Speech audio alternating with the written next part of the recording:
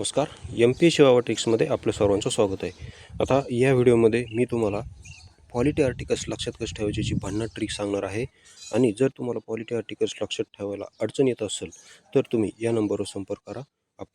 आपली संपूर्ण polity आर्टिकल्सची paid PDF आहे जी तुम्हाला या नंबरवर संपर्क करून मिळून जाईल. आता त्या PDF कशा ट्रिक्स आहेत, काय आहेत त्याचा थोडासा डेमो दाखवतो. तर पहा, नुकतीच जी कंबाईन ग्रुपची पार पडली 1 जून 2025ला, त्यावर प्रश्न काय आला होता पहा.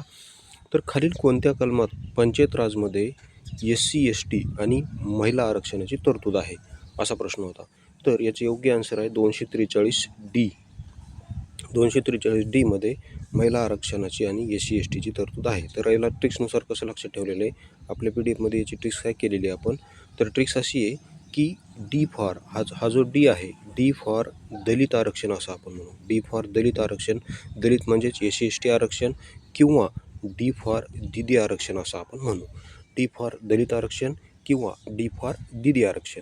दीदी म्हणजेच महिला असं लक्षात ठेवा आणि दलित म्हणजे SC/ST आरक्षण. तर असं तुम्ही लक्षात ठेवू शकता. तसे तुम्हाला इतर सब्जेक्टच्या ट्रिक्स पाहायचे असतील तर आपलं एम-पी-एस-सी वावा ट्रिक्स हे टेलिग्राम चॅनल आहे, ते जॉईन केलं नसतं तर जॉईन करा.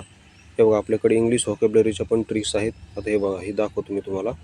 इंग्लिश व्होकॅब्युलरीच्या ट्रिक्स कसे आहेत पहा आपल्या. आता अँटोनिम्स.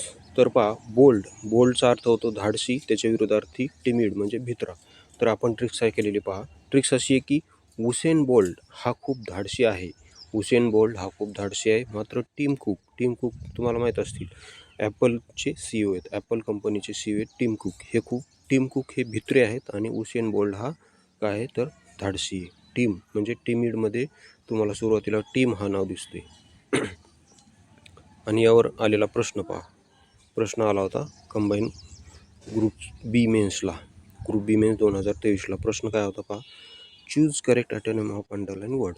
तर Rohini's father is bold but her husband is रिकामी जागा. मग आता याच्या विरुद्धार्थी, बोल्डच्या विरुद्धार्थी विचारलं काय येईल मग, टिमिड. म्हणजे रोहिणीचे फादर बोल्ड आहेत, म्हणजे फादर धाडसी आहेत, पण तिचा नवरा आहे का तो टिमिड आहे म्हणजे भित्रा आहे. अशी ट्रिक्स आहे. आपल्याकडे संपूर्ण सायन्स पण आहे, पॉलिटी पण आहे. आता हे सायन्सची पॉलिटीचे कलम 25 पहा काय. आता कलम 25 काय आहे, तर कलम 25 आहे की कोणत्याही धर्माचे आचरण आणि प्रचार करण्याचे स्वातंत्र्य. कलम 25ने आपल्याला कोणत्याही धर्माचे आचरण आणि प्रचार करण्याचे स्वातंत्र्य दिलेले आहे. तर याला ट्रिक्सनुसार कसं लक्षात ठेवलेलं पहा आपण. याची ट्रिक्स अशी आहे की वाय फॉर यहुदी धर्माचे आचरण किंवा प्रचार करण्याचे स्वातंत्र्य असं आपण समजू.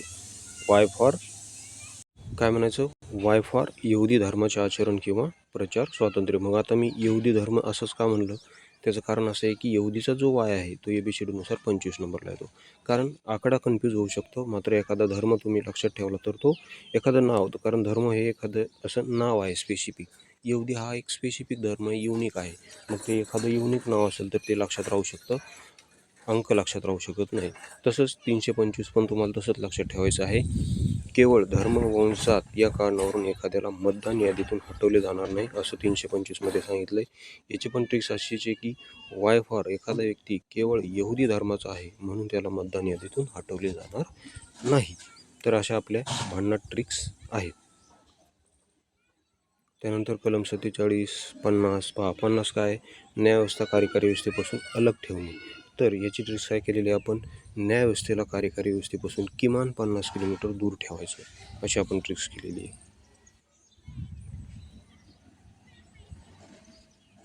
त्यानंतर कलम 17 काय पहा, अस्पृश्यता बंदी. कलम 17 काय, अस्पृश्यता बंदी.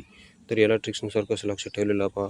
याची ट्रिक्स अशी आहे की सातारा राज्य किंवा जिल्ह्यात सर्वप्रथम अस्पृश्यता बंदी झाली असं आपण म्हटलेलं आहे. कारण सातारा 17 ह्या दोन शब्दाचा काय होतो तरी ते यमक जुळतो.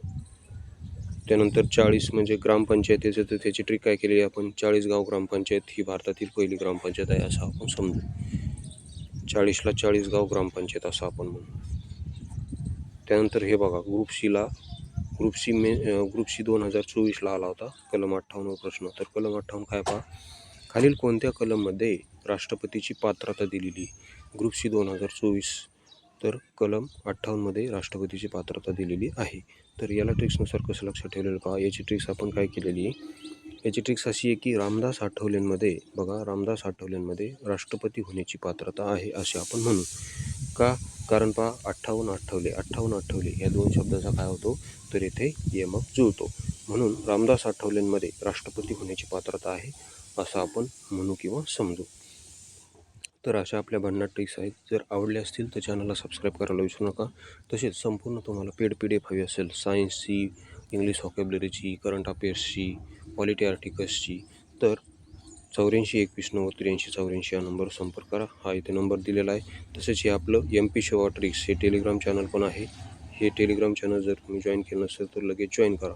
तसेच आपले MPSC करंट ट्रिक्स हे करंट अफेअर्सचं स्पेशल टेलिग्राम चॅनल आहे.